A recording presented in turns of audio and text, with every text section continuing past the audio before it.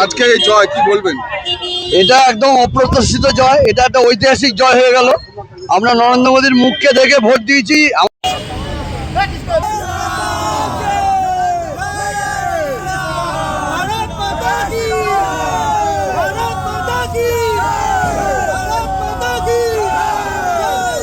কি বলবেন?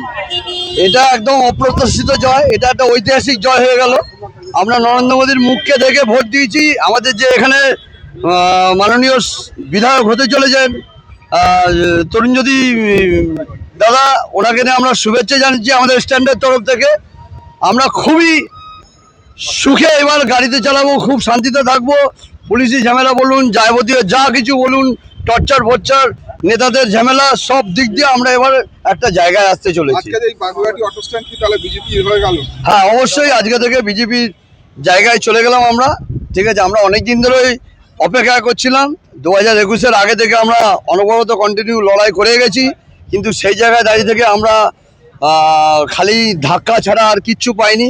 প্রচুর পরিমাণে 2021-এর প্রচুর পরিমাণে আমরা ব্যথা পেয়েছি, প্রচুর থ্রেট পেয়েছি, প্রচুর একদম মানে যারা যারা গাড়ি চালিয়েছে বিজেপির আন্ডারে তারাও অনেক কিছু থ্রেট পেয়েছে। সেই থ্রেট কালচার থেকে আমরা এখন নিষ্পত্তি পেয়েছি।